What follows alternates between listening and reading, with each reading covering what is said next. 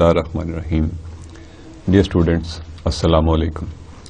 I welcome you to the lecture 28 of this Statistics and Probability Theory course. To just summarize what we did in last class, we actually read this confidence interval.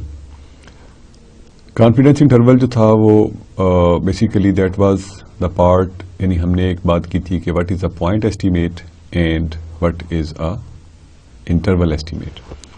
Point estimate के case में हमने basically जो देखा था वो ये था कि we could estimate any parameter like mu था या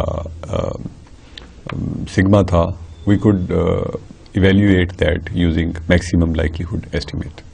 तो वो हम एक पॉइंट को या एक वैल्यू को एस्टिमेट कर रहे थे. जो इंटरवल एस्टिमेट है, इंटरवल एस्टिमेट जो है वो हम ये कहते हैं कि we have some probability gamma which can be may be 95% और 97% और 99% और 99.99% एटसेट्रा एटसेट्रा. कि हमने एक एस्टिमेट किया, we took an estimate of sigma और mu, how much confident we are कि दैट दिस सिग्मा और mu will exist in a particular interval which will be like this x minus k and x plus k. यानी mu के इस interval के अंदर lie करने की probability gamma हो, how much confident we are कि हमने जो म्यू एस्टिमेट किया है वो इस इंटरवल के अंदर लाई करता है. तो इसके लिए प्रोसीजर बेसिकली जो था वो ये था कि हमने वी सी के हम गैमा सेलेक्ट करते हैं पहले कि what is gamma, and then we have a table जो कि गैमा और एक और कांस्टेंट है सी, उसके अंदर रिलेशनशिप बता रहा होता है. इफ दिस इज 0.95 तो ये 1.960 है. इफ दिस इज 0.99 तो इट्स 2.457 है या कुछ इस तरह का. But whatever is the value जो भी हमने लास्ट क्लास में एज एग्जाम्पल की थी. We have this gamma and we find a C from the table, and then we find this k using this relationship which is c times sigma divided by square root of n, where n is the number of samples, number of elements in a sample,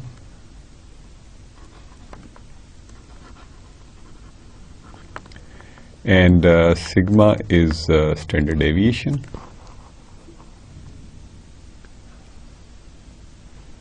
So this basically is the relationship जो कि हमें k बताती है, and we define this confidence interval with probability gamma by x minus k, rather x bar minus k,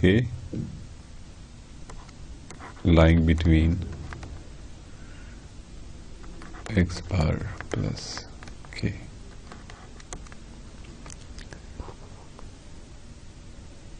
So this gives us the interval. So we also noted that कि इस procedure के लिए we must know कि sigma जो है वो क्या है, यानी स्टैंडर्ड डेविएशन या वेरिएंस का हमें पता होना चाहिए, वेरिएंस ऑफ द डाटा की, और we should be able to find it. If we don't know this sigma, standard deviation or variance, so there is a procedure that is based on basically t distributions जो कि हमने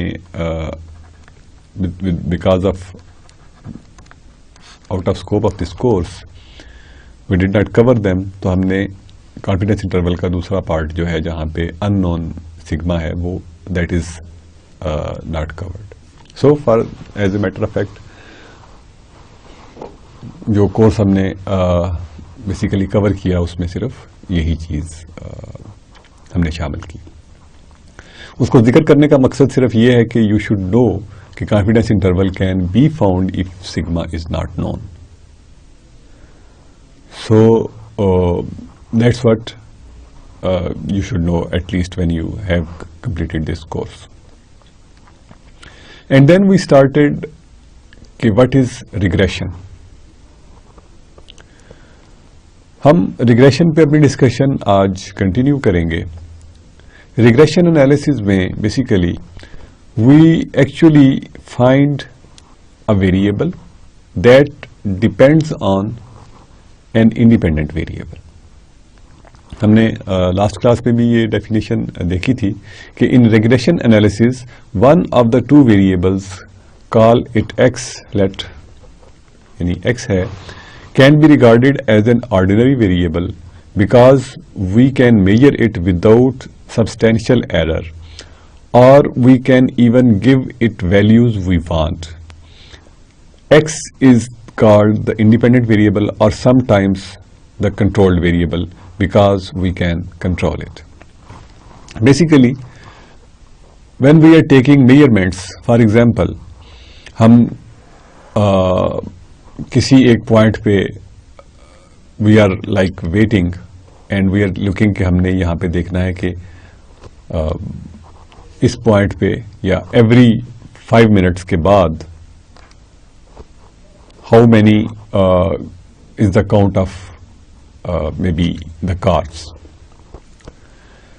तो हम कहते हैं कि ये 0 मिनट्स पे हम रीडिंग लेंगे, 5 मिनट्स पे रीडिंग लेंगे, 10 मिनट्स पे रीडिंग लेंगे, 15 मिनट्स पे रीडिंग लेंगे and so on and so fourth. But y can be, यानी इसको हम कह सकते हैं कि this is x and y जो है the other variable that can be anything, जो कि एक रैंडम वेरिएबल हो सकता है. यानी यहाँ पे for example we had 2 cars, at 5 we had 1 car in this interval, at 10 we had like maybe 5 cars, at 15 minutes we had 4 cars and so on and so forth. यानी x जो है that is something that we have defined, या मतलब it can be measured in terms of distance as well.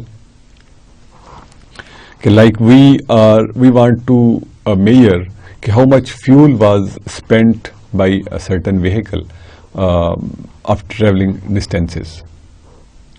तो let's say we have a gauge जो कि हमें बता रही है कि हमारे पास फ्यूल कितना बचा है. Let's say कि initially we had maybe 100 liters of fuel. We started our journey and after 100 miles we will see the reading. Let's say that was 87 kilometers, 87 liters. At 100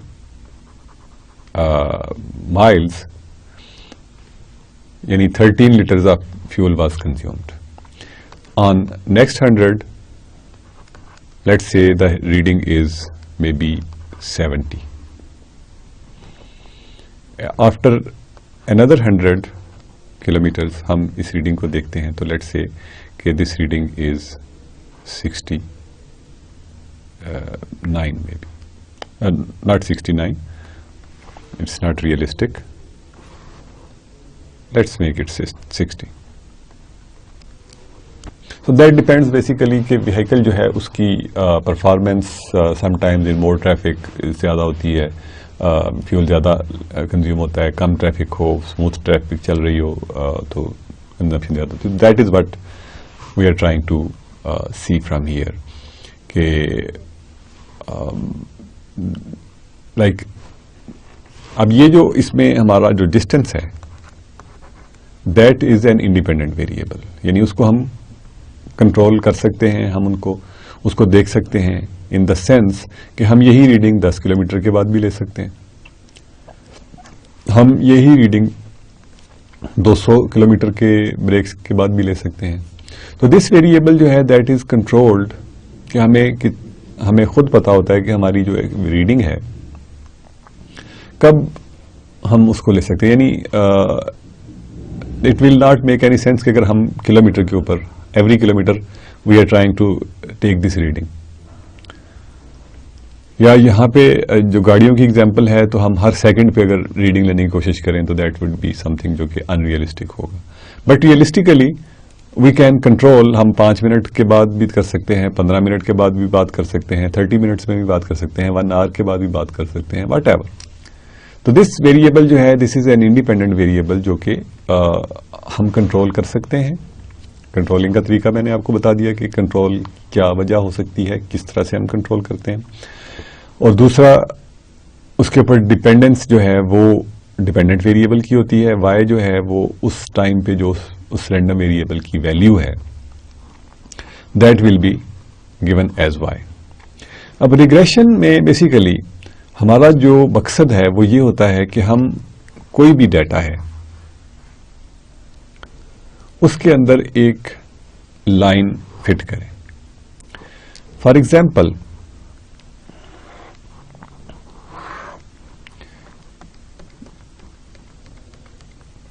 this is our data through which we can basically pass multiple lines.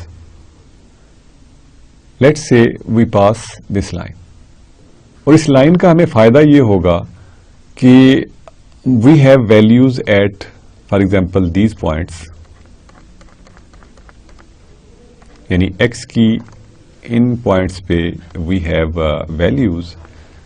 लेकिन अब इस लाइन का फायदा ये है कि हमें कोई ऐसा पॉइंट अगर हो जिसके ऊपर के we don't have any observation, we can find the value of Y at that point.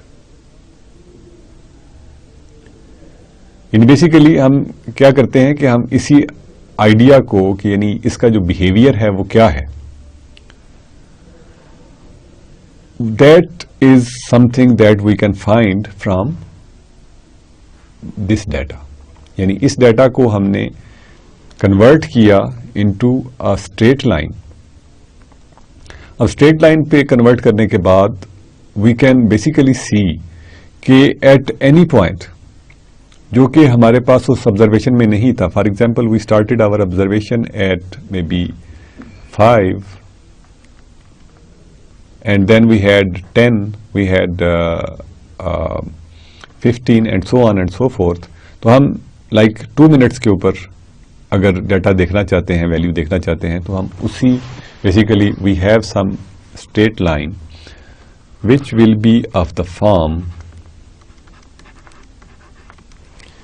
क्या मैं बताया बेसिक स्ट्रेट लाइन की जो इक्वेशन है from our knowledge of calculus वो ये होती है जिसमें कि b represents the slope of the equation and a is the intercept at which x is equal to 0।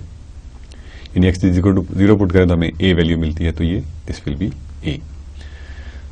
तो सिंपलेस्ट जो फॉर्म है स्ट्रेट लाइन की जिसे हम स्लोप इंटरसेप्ट फॉर्म कहते हैं, उसमें अगर हम इक्वेशन को देखें तो we can now have any value of x जो कि हमारे पास ऑब्जर्वेशंस में नहीं है, we can find that value from this equation और this regression line.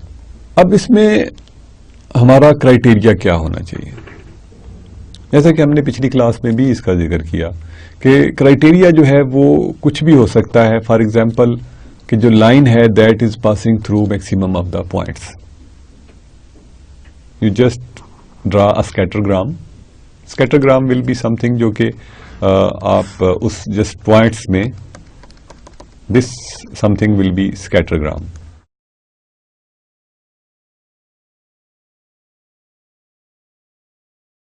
So this is a scattergram. Scattergram जो है आप ड्रा कर लें, उसके बाद you put a scale in different scenarios, और उसके बाद आप देखें कि कौन सी लाइन है. For example in this case it's this line that is passing through maximum number of points, यानी कि जो हमारे पास पॉइंट्स थे they were here. Then we can find another criteria के जो मीन डिस्टेंस है that should be 0 from this line. अब डिस्टेंस में we can have a distance जो कि परपेंडिकुलर डिस्टेंस है या वर्टिकल डिस्टेंस है, परपेंडिकुलर टू द लाइन और parallel to the vertical axis. तो we can set our criteria. कोई भी क्राइटेरिया हम सेट कर सकते हैं for fitting a line in a data. तो जो जनरली एक्सेप्टेड क्राइटेरिया हैं that is basically that one of them is based on least squares principle. Least squares principle जो है that says that the straight line should be fitted through the given point so that sum of the squares of the distances of those points from the straight line is minimum where the distance is measured in vertical direction. यानी अगर हम for example ये point है generally और इसका ये distance होगा, if we have this point तो इसका डिस्टेंस यूं होगा, यूं डिस्टेंस होगा और यूं डिस्टेंस होगा. हम ये लाइन इस तरह से ड्रा करना चाहते हैं कि इन डिस्टेंसेस को ये डिस्टेंस फॉर एग्जांपल अगर पॉजिटिव है तो ये डिस्टेंस नेगेटिव होगा, और इन डिस्टेंसेस को स्क्वायर करके ऐड करें और उसमें से उसकी जो वैल्यू हो, यानी जो सम जो डिस्टेंस है, यानी ये वर्टिकल डिस्टेंस, इनको सम करें और दिस डिस्टेंस जो है that is minimum. Ideally it should be 0. तो 0 तो तभी हो सकता है कि अगर ये इन सब पॉइंट्स में से गुजर रहा हो, तो क्योंकि ये सम ऑफ द पॉजिटिव वैल्यूज है ना, तो नॉन जीरो तो तभी होगा जब उनकी वैल्यूज पॉजिटिव और नेगेटिव हैं. लेकिन उसके 0 होने के लिए शर्त यही है कि जो लाइन है that should be passing through all those points, but in that case that line may not remain straight. हम जो नॉर्मल एक्सपेरिमेंटल ऑब्जर्वेशंस कर रहे होते हैं उनमें वी नेवर हैव, चाहे वो लीनियर डाटा ही क्यों ना हो, we normally have this type of data जिसमें के we have some deviations from the line. So let's see कि ये एस्टिमेटर्स जो हैं वो क्या होते हैं. विल फर्स्ट सी कि एस्टिमेटर्स क्या हैं, and then we will see कि ये कहाँ से आए या इनको हमने कैसे प्रूव किया. एज वी सेड कि जो y is equal to a plus B x is a straight line. Obviously this will be a straight line जिसका कि स्लोप जो है वो b है, एंड यानी अगर हम ये कहें कि दिस इज एंगल अल्फा, तो टेंजेंट ऑफ अल्फा जो है that will be equal to b, and this is line y, और ये y इंटरसेप्ट जो है, y इंटरसेप्ट वो होगा यानी जहाँ पे ये लाइन y एक्सिस को क्रॉस कर रही है. तो y इंटरसेप्ट जो है दैट इज देन a. तो इस लाइन को हम u फाइंड कर लेते हैं, वेयर a जो है that is equal to y bar minus B x. y bar जो है दैट वी नो कि that should be equal to y summation y i from i is equal to 1 to n, यानी जितने भी n points हैं उनकी हम average ले लें तो वी विल गेट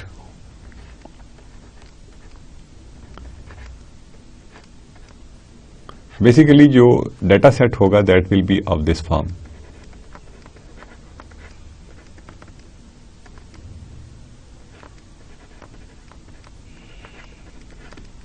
तो इसमें we can very well calculate this y बार.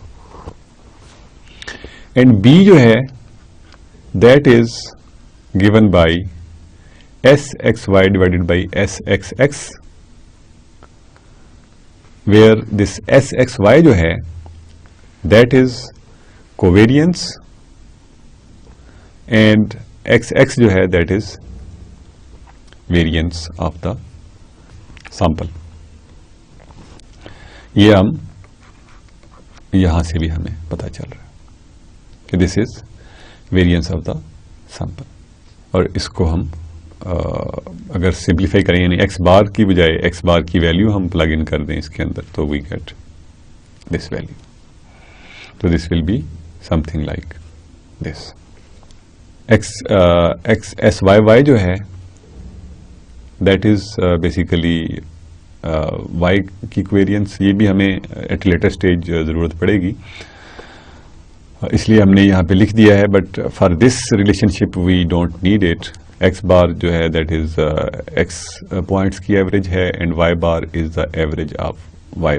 और एस एक्स वाई जो है that will be equal to 1 over n minus 1 j is equal to 1 to n X J minus x bar Y J minus Y bar की product that is equal to 1 over n minus 1 into summation X I X J. यानी इसको अगर हम manipulate करें तो we will get this form of the equation. This is covariance.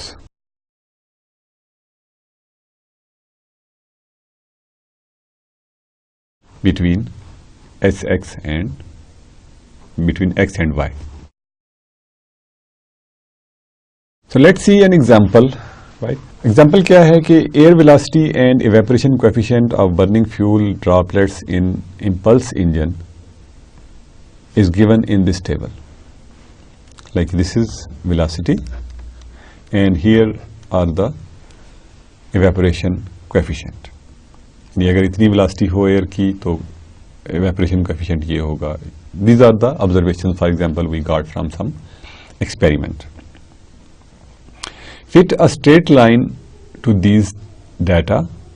Use this estimate to evaluate coefficient when v is equal to 190. यानी अब velocity अगर 190 हो which is not in this table, यानी हमें कोई इसी ऐसे डेटा पे ये वैल्यू चाहिए जो कि इस टेबल में या इस ऑब्जर्वेशन में हमारे पास नहीं है. That is basically the use of regression या रिग्रेशन लाइन. तो basically what we will have कि y is equal to a plus bx, where a was equal to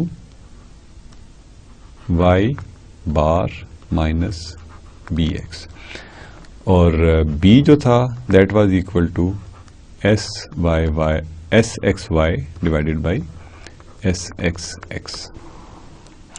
यानी अब हमें बेसिकली दो क्वांटिटीज चाहिए. One is S x y and the other one is S x x. अब इनके लिए obviously ये वैल्यूज कैलकुलेट करने के लिए वी नीड द मीन्स. तो एक्स बार जो है, अब एक्स जो है दैट इज बेसिकली हम एक्स को we are regarding X by the velocity और जो कोएफिशिएंट ऑफ evaporation है that is being regarded as Y. So X जो है दैट विल बी, हमें एक्स बार जो है that will have to be find. तो that will be equal to summation X I divided by how many values we have. It's 10. 1 2 3 4 5 plus 5 it will be 10. तो n जो है हम यहाँ पे कहते हैं कि n इज इक्वल टू 10. अब अगर हम इन वैल्यूज को ऐड करें तो actually what we will have is 20 plus 60 plus 100 plus so on up to 380. So this actually turns out to be 2000, और ये जो मीन होगा that will be equal to 200. Similarly, if we find y bar, so that will be equal to obviously relationship बार बार लिखने की जरूरत नहीं है, तो समेशन वाई बार जो है दैट इज इक्वल टू, अगर हम अब इन वैल्यूज को ऐड करेंगे और सम जो होगा that should be equal to 8.35 divided by 10. इसका मतलब है कि जो वाई बार है that is equal to 0.835. Similarly, to calculate covariances, we have to basically calculate this value xi squares. इसमें हम सारे जो values हैं उनको square करके add करेंगे and we will get this 532,000. Basically, we will add 20 का square 400 plus 40 का स्क्वायर 60 का square plus and so on and so fourth 380 के स्क्वायर तक सारी वैल्यूज ऐड करेंगे तो we will get this huge value. Then we have this summation of, इधर हम 10 लिख सकते हैं वाई आई स्क्वायर, तो that will be equal to 9.1097. Similarly इनकी प्रोडक्ट हमें चाहिए होगी for covariance i is equal to 1 to 10 X I Y I, और ये जो समेशन है that will be equal to 2175.40. Now we can calculate SXX. Some जो texts हैं they also write it like this. So you should not be confused कि यहाँ पे squared value लिखी हुई है, यहाँ पे हम XX लिख रहे हैं. तो it's something जो कि variance के साथ हमने sigma square जिस तरह से हमने use किया था, but both conventions are basically used. So this SXX जो है that will be equal to this summation I is equal to 1 to n xi square minus 1 over n summation of this xi whole squared. So this will be equal to 532,000 minus 1 by 10 into 2000 का square. And if we simplify it, we will get 132,000. Similarly, we can find SXY, which is equal to 2175.40 minus इन दोनों की multiplication, वो जो हमने last slide में calculate की थी values, means की 2000 मल्टीप्लाइड बाई 8.35 यानी summation x multiplied by summation y and divided by n. तो इसको हम सिंप्लीफाई करेंगे तो we will get 505.4. So now हम अगर चाहें तो SYY भी कैलकुलेट कर सकते हैं from the relationships. Right here we don't need it. मैं उसकी वैल्यू लिख देता हूं for just sake of completeness. B जो है that will then be equal to SXY divided by SXX. So this will be equal to what was SXX? It was 13200 और XXY जो था वो 505.4 4 था. So this will be equal to 505.4 divided by 132,000, which turns out to be 0.00383. So ये हमारे पास B की value आ गई. So if we see कि अब हमारे पास A जो है वो क्या होगा. A हमने देखा था कि that was equal to y bar minus bx bar basically.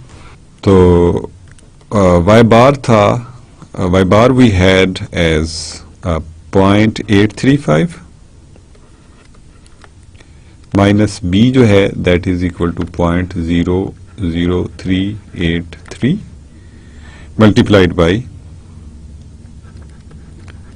200, and if we simplify it we get 0.069.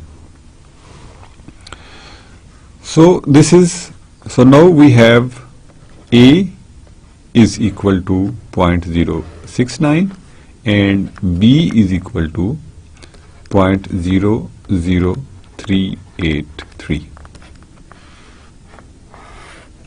So we can now write our equation y is equal to a plus bx.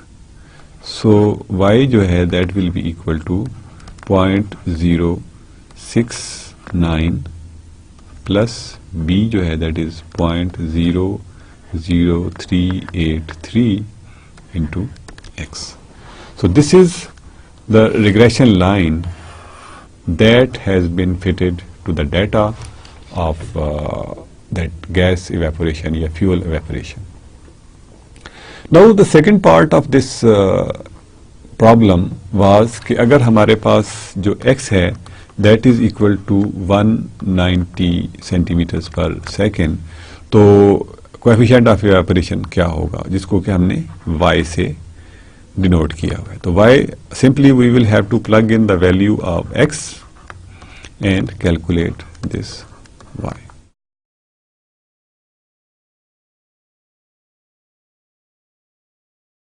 So this is equal to, if we simplify it, this is equal to 0.80 millimeter square per second. So let's see how realistic it is. अगर हम वापस अपनी data पे जाएं, तो we had what type of trend did we have? 190 should be in between these values, 0.56 और 0.75 के. तो इसका मतलब है कि we had this value 0.80. अगर 190 पे हम इसको कैलकुलेट करें तो हम we are getting 0.80 वैल्यू, जो कि which is more closer to the value that is 220. तो this is somehow since ये जो डाटा है ये कोई एक सेट पैटर्न अडॉप्ट नहीं कर रहा, इसको अगर हम देखें तो इफ इट इज 20, 60, 100, तो 20 पे इस यानी हम ये कहें कि दिस इज 0.1, 0.2, 0.3, 0.4, 0.5, 0.6, 0.7, या इसको हम 0.2 कह लें, 0.2, 0.4, 0.6, 0.8, 1 एंड 1.2. यानी ये 1 है, तो इसका मतलब है कि जो 20 पे वैल्यू है दैट इज अप्रॉक्सीमेटली 0.2, जो वैल्यू इसकी 60 पे है, 60 पे इसकी वैल्यू 0.37 यानी 4 के करीब होगी, और 100 पे इसकी वैल्यू 0.35 है, which is again closer to the same value, and then at 140 it's 0.78 which is right here, or at 180 it's 0.56, so it's something over here, or at 220 it's going again here, तो ये स्कैटरग्राम अगर इसका हम बनाएं तो you can see के value जो है that is fluctuating. That might be कि हमारे एक्सपेरिमेंट में कोई मेजरमेंट एरर है या इसकी कोई बिहेवियर ही इस किस्म का है. तो हमने क्या किया, ये करने के बाद वी फिटेड अ लाइन जो कि लीस्ट स्क्वायर लाइन है. तो हम तो अब जो वैल्यू फाइंड करेंगे वो इस लाइन के ऊपर फाइंड करेंगे. तो so we may have something behaviour जो कि इसके साथ प्रोबेबली मैच ना कर रहा हो, क्योंकि ये लाइन जो है that is not actually passing through these points या ऑल दीज पॉइंट्स. ये लाइन जो है इसमें सिर्फ दिस लाइन जो है ये लीस्ट स्क्वायर लाइन है. It may not be touching any of the points, even ये जो पॉइंट्स हमने इसमें शो किए. So this is how basically we find, rather we calculate these A and B, and then we can use these A and B to find any unknown value based on X, जो कि हमें Y की value मिल जाती है उससे. Let's now see कि हमें ये लीस्ट स्क्वायर एस्टिमेटर्स जो हैं ये आए कहाँ से हमारे पास. यानी हमने जो कहा था कि B जो है that is equal to SXY over SXX and A is Y bar minus BX bar. तो ये हमारे पास वैल्यूज कहाँ से आई. हम बेसिकली थोड़ा सा जरा इसको ग्राफिकली देखते हैं. This is X and this is Y. Let's say कि दिस इज अ लाइन जो कि हम कहते हैं कि y is equal to a plus B x type की लाइन है. And this is a general point जो कि इसके coordinates x I Y i हो सकते हैं, या एक्स प्राइम कह सकते हैं इनको, एक्स बार कह सकते हैं, कुछ भी. लेट्स कॉल इट कि ये इसके जो पॉइंट्स हैं these are X bar and Y bar. इसका vertical distance from this line is basically the difference between the y coordinates of this point.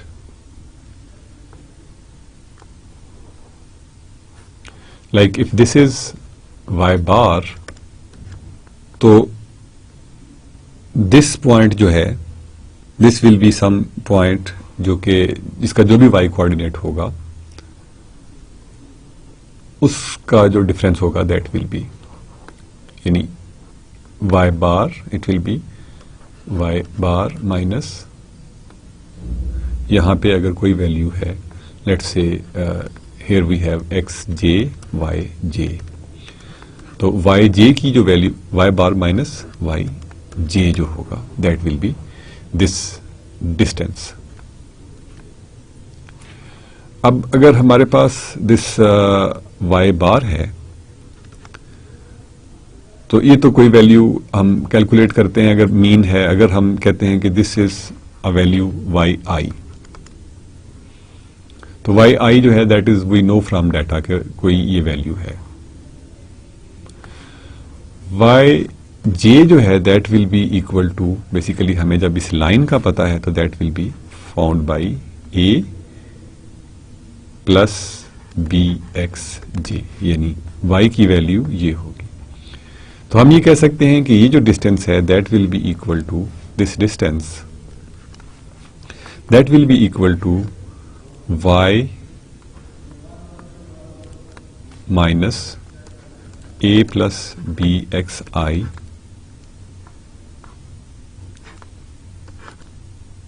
ये डिस्टेंस होगा, और इसको हमने स्क्वायर कर, इसका स्क्वायर हम लेंगे एंड वी विल सी के what is the minimum value. हमने बेसिकली लीस्ट स्क्वायर्स की बात करनी है कि what are the least squares. तो लीस्ट स्क्वायर में we will take the square first and then we will try to minimise it. तो लेट्स सी दिस प्रोसीजर कि how do we go by this determination of these coefficients. So we will have to basically minimize this value, which is summation yi minus a minus bxi squared, where I is equal to 1 to n, यानी किसी भी arbitrary point का distance from the line will be given by this point, and this is something जो कि summation जो है वो सारे पॉइंट्स के लिए उसको एक्सट्रापोलेट कर रहा है. तो बेसिकली वी कैन से कि हमने एक लाइन ड्रा की, and this was the actual point xi yi. ये एक्चुअल पॉइंट था और ये लाइन है, तो there is some distance between them. तो हमने xi की मदद से उस इक्वेशन से जो कि हमने इसमें फिट की है, इस पॉइंट की value on the line calculate कर ली, and we took this point का डिफरेंस, तो ये हमें एक इंडिविजुअल डिस्टेंस मिल जाएगा.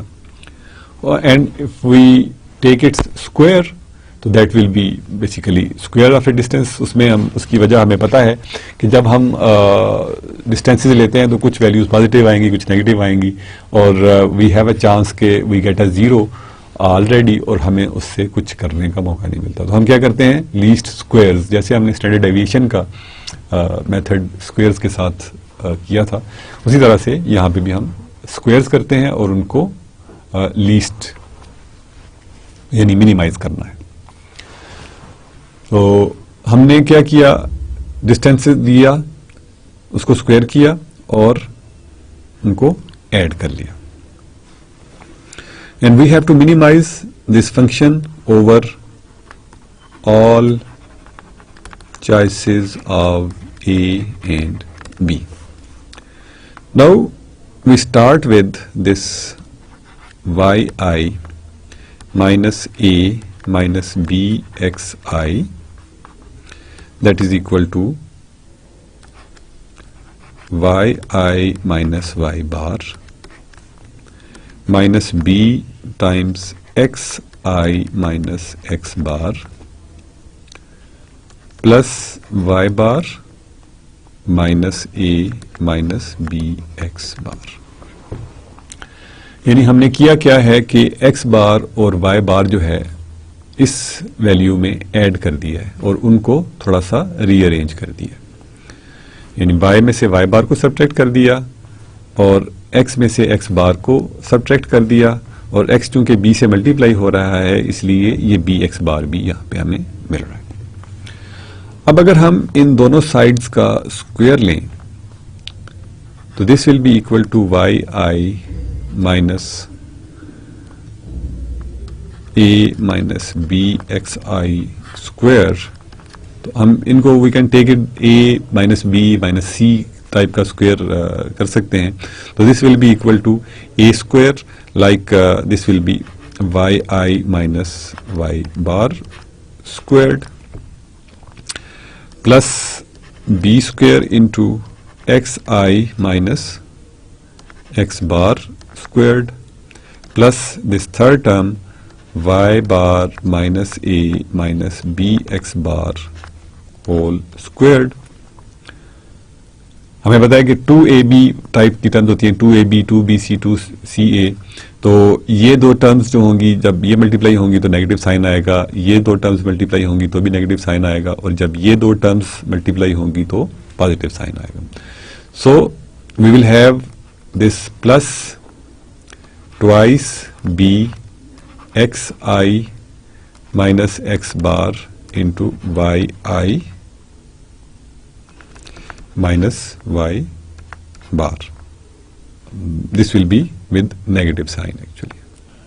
So minus 2b xi minus x bar, और उसके बाद we will have plus 2 into yi minus y bar into y bar minus a minus bx bar whole squared, और उसके बाद ये टर्म बच जाएगी which will be having a positive sign. This will be having a positive sign, rather this will also have a negative sign because minus है यहाँ पे, तो this will be minus 2b xi minus x bar into y bar minus a minus bx bar. So next step में हम क्या करते हैं कि we take summation over I, sum over all I. In summation I is equal to 1 to n yi minus a minus bxi squared is equal to, अब summation जो है वो डिस्ट्रीब्यूट होगा हर एक पे, और मैं i is equal to 1 to n जो है वो हर एक के साथ I'm not writing it. So I'll just write summation that will mean that it's from I to I is equal to 1 to n. So this is equal to b square summation xi minus x bar squared plus summation of y bar minus a minus bx bar whole squared minus 2b summation xi minus x bar yi minus y bar plus twice summation of yi minus y bar into y bar minus a plus bx bar minus twice b xi minus x bar y bar minus a minus bx bar. So now we just analyze it कि अगर हम ये last term देखें तो last term में we missed summation over here, तो last term में we have this, और इस सेकंड लास्ट टर्म में ये जो पार्ट है they don't have eyes in them, यानी ये जो आई सबस्क्रिप्ट है ये इसमें नहीं है, इसलिए समेशन जो है इन दोनों पे असर नहीं करेगा। इसको हम ब्रैकेट से या समेशन से पहले भी लिख सकते हैं, और ये हमें पता है कि summation of X I minus x bar जो है that is always equal to 0, and same will be the case with summation yi and y bar. So both these terms जो हैं ये are said to have 0 value, तो हमारे पास जो expression बचेगा that will be only this much. Now if we see this term, तो ये s y है, and this term is b times b square times s x x plus ये सिर्फ इसमें कोई x आई नहीं है, तो n टाइम्स समेशन की वजह से n टाइम्स ये ऐड हो जाएगा, तो n times y bar minus a minus b x bar whole squared minus this 2b into this is covariance यानी s x y. So this value or this expression can now be written in this form कि हम इसको इस term को सबसे पहले लिख रहे हैं n y bar minus a minus b x bar whole squared plus b square S x x minus 2b s x y plus s, rather just rearranged this expression. इस टर्म को हमने लिख लिया, इस टर्म को भी लिख लिया, इस टर्म को भी लिख लिया, and we have to write this term as well, s y y. So what we can do now is कि हम यहां पे इस पार्ट से we can try to make a perfect square. यानी इसमें हम एक टर्म ऐड करें और एक और टर्म सब्ट्रैक्ट करें जो कि इस सेकंड पार्ट का स्क्वायर हो, तो this will make a square. तो that's what we are going to do. So we can write this expression as n times y bar minus a minus B X bar whole square. ये term तो as it is ही आ गई हमारे पास, plus B square S x x minus 2bsxy plus if I have this term sxy squared divided by sxx. तो we can see कि ये टर्म जो है that will be a perfect square. अब हमने इसमें ये ऐड करके इस इक्वेशन को चूंकि इम्बैलेंस कर दिया है, तो we will have to balance this equation by subtracting the same term so that it should be said के हमने इस इक्वेशन के ऊपर कोई खास फर्क नहीं डाला. हमने क्या किया है कि ये टर्म ऐड और सब्ट्रैक्ट किया, which has made this expression as a perfect square. So this will be equal to n times y bar minus a minus bx bar whole squared plus this will be b square root of sxx minus sxy over square root of sxx का square plus s y y minus S x square of y divided by S x x. Now we have this expression और हमने ए और B को इस तरह से choose करना है कि दिस एक्सप्रेशन इज मिनिमाइज्ड. अब जो ये वाली टर्म है that doesn't affect any of a choice of a and b. तो ए एंड बी की जो चॉइस है वो हमें इन दो टर्म्स में that it can make difference. तो हम अगर मिनिमम वैल्यू जो है स्क्वायर की that can be 0. So we can take B S x x minus S x Y divided by S x X का square root is equal to 0. So this will give us B is equal to S x Y divided by S x X. And if we take this term as 0, y bar minus a minus bx bar is equal to 0. This will give us the value of a which is equal to y minus bx bar, y bar minus bx bar. So these were two estimators that we basically written earlier, and now I hope that you understand कि from where these estimators came actually. So the idea basically behind this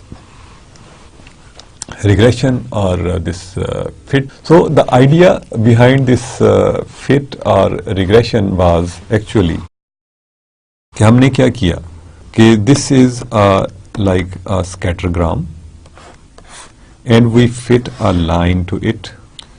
हमने कहा कि हम line इस तरह से fit करेंगे कि vertical distances between these points, और अगर हम ये डिस्टेंसेस लें और इनके स्क्वायर्स देखें, उनका सम जो है दैट शुड बी मिनिमम। तो हमने क्या किया, we took any arbitrary point X I for example, Y I तो हमें यहां पे डाटा में गिवन था, और दूसरी वैल्यू उसकी हमने जो लाइन के ऊपर, जिस लाइन को हम एस्टिमेट करते हैं, वो that we calculated by y is equal to a plus B x वाली एक एक्सप्रेशन से। इन दोनों का difference basically y i minus this a minus B x was this distance. इसको हमने स्क्वायर किया and we added all such values, and after that we basically manipulated those summations and squares.